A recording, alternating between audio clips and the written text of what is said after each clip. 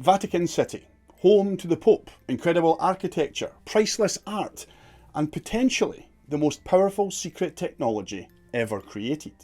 Hi folks, I'm Johnny and welcome to The Oddest. What if I told you that deep beneath those Renaissance buildings and tourist attractions, hidden in the Vatican's secret archives, there might be a device that lets you watch any moment in history? I don't mean read about it in books, I mean actually see it happen. Jesus on the cross? Check. Caesar getting stabbed? Absolutely. The building of the pyramids? Why not? Let's have it all. According to multiple Vatican priests, this device existed and might still exist to this day. It's called the Chronovisor, and if it's real, it would completely change everything.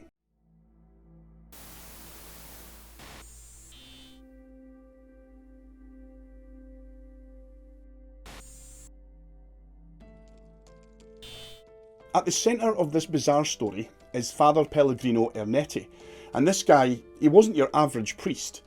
So he was born in Italy in 1925. Ernetti wasn't just reading scripture and blessing babies. This guy was basically a Renaissance man in a monk's robe.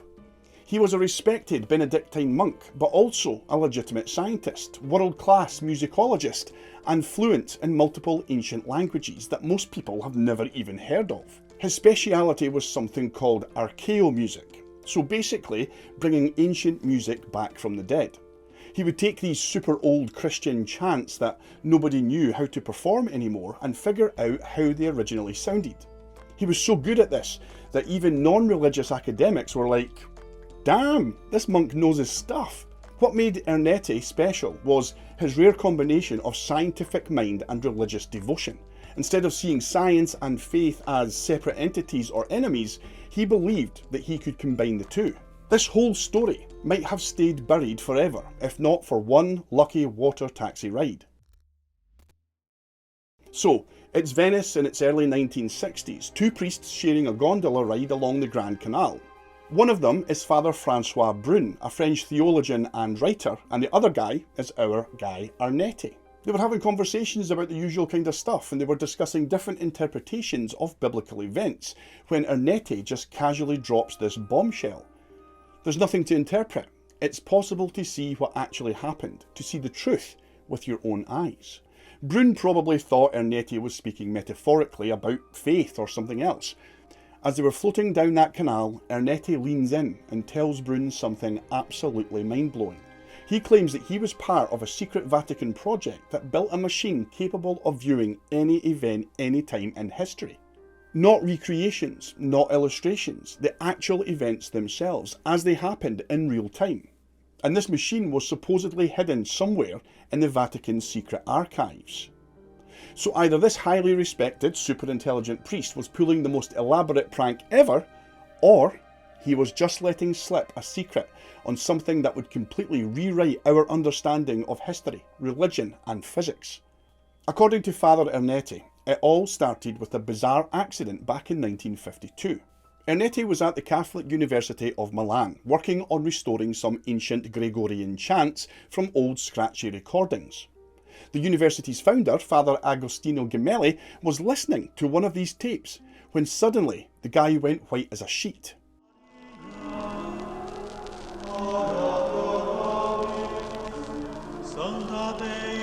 When asked what's going on, Gemelli claimed that he had just heard his dead father's voice on one of these tapes. And he wasn't singing along with the church music like the other audio on the tape. His dad was arguing in the background about the price of shoe wax. See, his father had been a cobbler all of his life, and he made and repaired shoes, so this conversation that he just witnessed, well, it would have been a conversation that his father most certainly would have had throughout his time. I mean, at this point, most people would be like, maybe you need a wee vacation, father. Stay off the old worship elixir, if you know what I'm saying. But not Ernetti. His scientific brain started to race. What if sounds and images from the past don't just disappear? What if they're still out there somehow, floating around as if some kind of energy that we just can't normally see or detect? Luckily for Ernetti, Gemelli wasn't just any priest either. He was the president of the Pontifical Academy of Sciences, meaning that he had some serious resources and connections.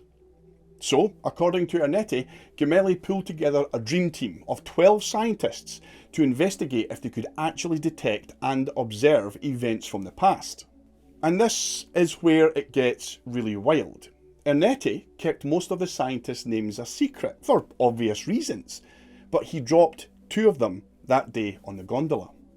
He claimed that Enrico Fermi was involved, just the Nobel Prize-winning physicist who built the world's first nuclear reactor.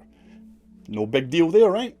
And if that's not enough, he also said that Wernher von Braun was also on this team, the former Nazi rocket scientist who later helped America get to the moon. If all that's true, we're talking about some of the most brilliant scientific minds of the 20th century, secretly building a time-viewing machine for the Vatican. I know what you're thinking here. Johnny, how the heck would a time-viewing TV even work? And that's a fair question. So, according to Ernetti, these geniuses created a device that worked on a pretty mind-bending principle. The basic idea was that light and sound don't just vanish into nothing. They leave behind what Ernetti called residual electromagnetic energy. A bit like the EVPs that these ghost hunters seem to record all the time. Spirits, show yourselves! Really? You gonna ask the spirits to show themselves? That's just stupid. So, think about it like this. When you speak or move, you create waves of energy that travel outward. Normally, we think that these waves just dissipate over time. But what if they don't completely vanish? What if traces of them remain, like cosmic echoes of the past? The Chronovisor supposedly had these special antennas made from unique metal alloys and cathode ray tubes. These are the tubes that were in the old CRT televisions back in the day. And these tubes could detect and decode these temporal traces. They would program in coordinates for time and space, so like Jerusalem 33 AD, specific hillside outside of the city. And the machine would tune right in to that moment. It wasn't like switching on Netflix. They had to carefully tune this machine, almost like searching for a radio station in the middle of nowhere. But when they did find it, when they got the frequency right, Ernetti claimed that these images were crystal clear, full colour, 3-dimensional recreations of historical events. By the late 1950s, if we buy Ernetti's story, this team had done the impossible. The Chronovisor was up and running, and the Vatican could peek into literally any moment in human history. So, if you had a time viewing machine, what would you go and watch first? Dinosaurs? The building of the pyramids? Your grandparents' first date? According to Ernetti, they went all out with this thing. He claimed that they could tune into literally any moment from human history anywhere on Earth. Ernetti said that he personally watched Marcus Tullius Cicero, one of history's greatest orators, deliver his famous speech to the Roman Senate way back in 63 BCE. He told Braun his gestures, his intonation, how powerful they were, what flights of oratory. I mean, can you imagine? Ernetti was a language expert who studied ancient Latin his entire life, and suddenly he's hearing it spoken live by one of the most famous Romans who ever lived. I mean, that's the equivalent of a Shakespeare scholar suddenly getting to see the original performance of Hamlet with the man himself playing the lead role. Ernetti also claimed that they witnessed Napoleon rallying his troops before battle and Mussolini giving his fascist speeches. They supposedly saw the destruction of Pompeii in 79 AD and founding of Rome in 753 BC. But for the Vatican, the real jackpot would have been any biblical event, right? When Father Braun asked if the Bible stories actually happened like they were written, Ernetti didn't hesitate. He straight up said, yes, it's all true. According to him, he witnessed the crucifixion of Jesus with his very own eyes, the Last Supper, Moses receiving the 10 Commandments, even the destruction of Sodom and Gomorrah with fire raining from the sky. If that's true, can you even imagine what that would mean for Christianity? There would be no more faith needed at all. They would have eyewitness confirmation of everything.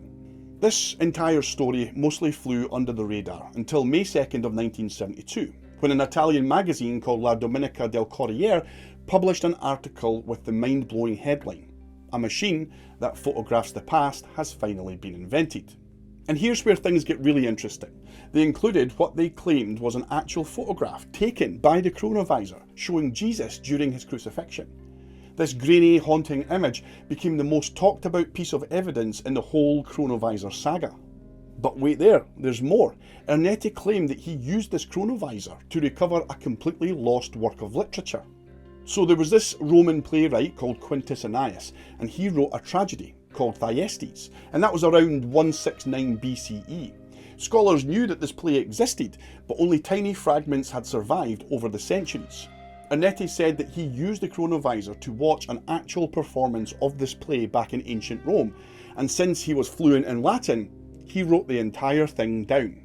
If true, he literally recovered a masterpiece that had been lost for over 2,000 years. That would be like someone today finding Shakespeare's lost play Cardenio that nobody has seen for over 400 years.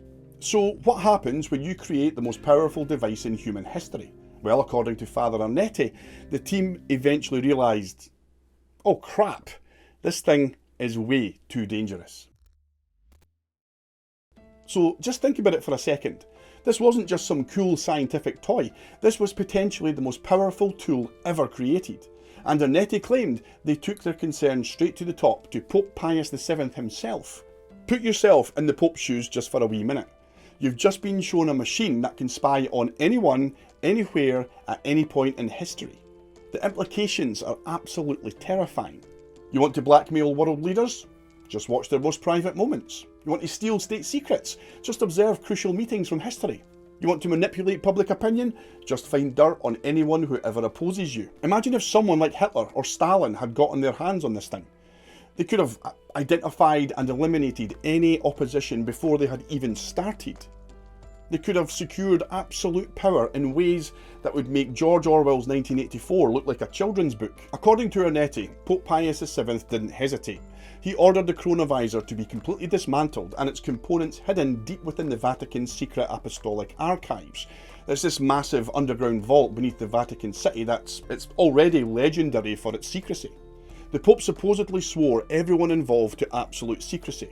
Father Ernetti claimed that this conversation with Braun on that Venice ferry was the first time in over 10 years that he had broken his silence about this entire thing. Now, officially, the Vatican has never confirmed or denied any of this. When reporters in the past have asked about the chronovisor, church officials either dismiss it as fiction or refuse to comment entirely. You know, one of these classics, neither can confirm nor deny type of stuff. But here's something super weird. In 1988, decades after all this supposedly went down, the Vatican issued an official decree stating that anyone using an instrument of such characteristics would be excommunicated. They didn't specifically name the chronovisor, but I mean, come on, why would they issue such a specific ban if the technology didn't exist in the first place? Let's pump the brakes a wee bit and look at the actual evidence. Is there anything concrete that supports this wild story? The short answer, no, not really. Despite how mind-blowing Ernetti's claims are, the proof is pretty thin. So let's start with that supposed photo of Jesus on the cross that got published in 1972. I mean, for believers, this was a smoking gun, actual photographic evidence of the chronovisor in action. But it didn't take long for skeptics to notice something fishy. The chronovisor image of Christ, well, it looked suspiciously similar to a wooden carving in a church in Collovalenza, Italy. And when I say similar, I mean identical. Same facial features, same expression, same positioning, it was just flipped and slightly modified. It was like claiming that you had photographed a dinosaur in real life, but whoops, it's actually just a screenshot from Jurassic Park with a filter slapped on it. When people confronted Ernetti about these similarities, he basically just dodged the question. Not a great look for the credibility of this story. So then, what about the recovered play, Thyestes? I mean, after all, this was a complete Latin text of a work that had been lost for over 2,000 years, and that's pretty impressive, right? Surely that's evidence that this chronovisor is real.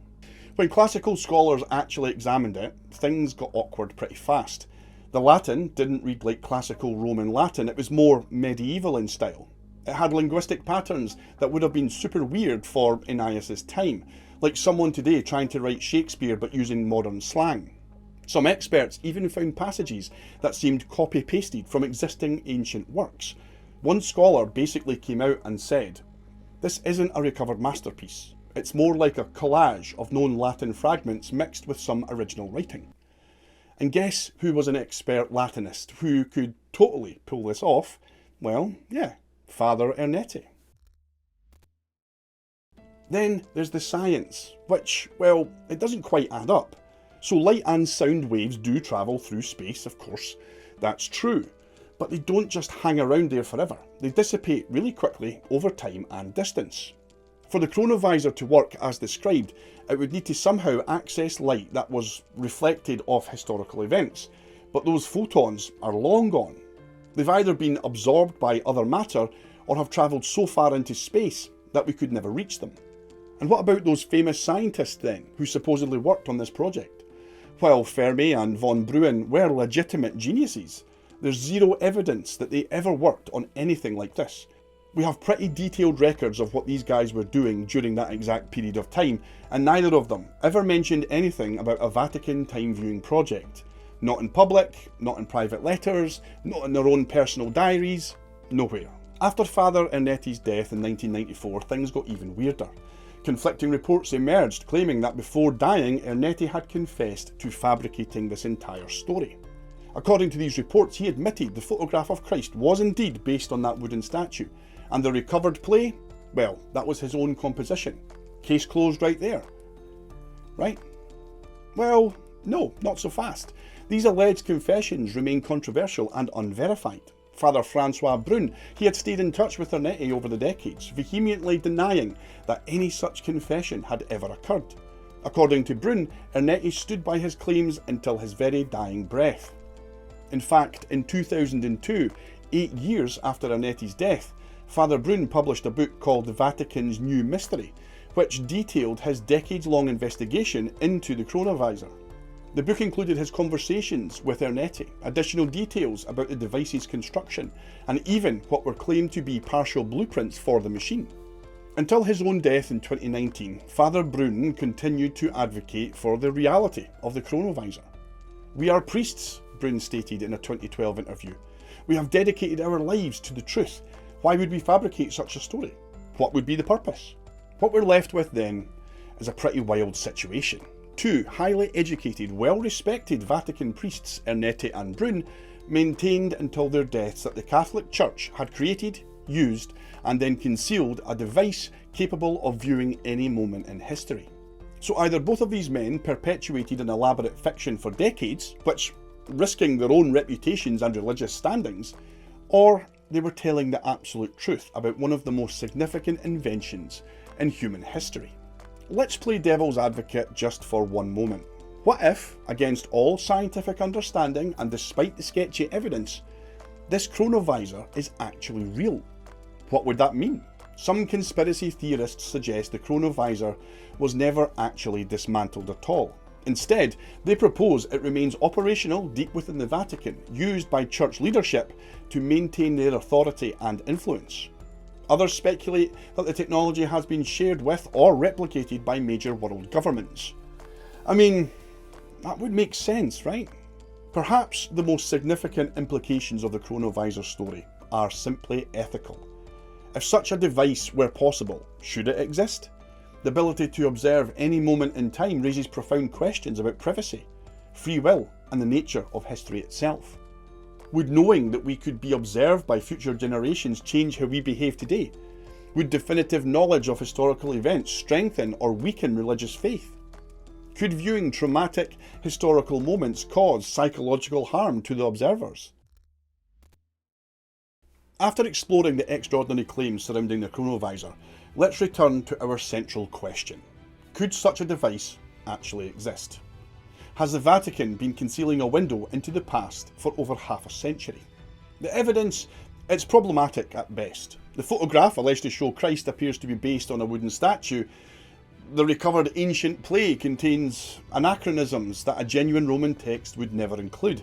The scientific principles described, well, they contradict the understanding of how light and electromagnetic radiations behave. And yet, there's something compelling about this entire story that has allowed it to persist for decades. Two respected Vatican priests maintained its truth until their death. The Vatican's own decree against instruments of such characteristics, well, that raises questions. and our understanding of physics continues to evolve in ways that sometimes challenge our previous assumptions about the nature of time itself. Perhaps part of the Chronovisor's enduring appeal lies in what it represents. In a world where faith and science often seem at odds, Ernetti's device offers a tantalising bridge, a scientific instrument that could validate faith, a technological marvel that could reveal spiritual truths. Whether born from Ernetti's genuine belief, a misinterpreted scientific experiment, or a deliberate story, this piece of fiction has taken on a life of its own. It reminds us that for all our technological advancement, mysteries still remain. The Vatican officially denies the Chronovisor's existence. Mainstream science dismisses it as absolutely impossible, yet the story endures a tantalising what if, and it refuses to fade into obscurity. So honestly, what do you think? Could the Chronovisor be real? Or is it simply an elaborate myth born from the intersection of faith, science and imagination? Let me know your theories in the comments below. I'm excited to hear from you. Thanks for taking this journey with me today. Remember, the universe is weirder than we can imagine, and the truth, well, might just be out there, watching us. Until next time, stay safe, tell someone that you love them, and above all else, keep smiling.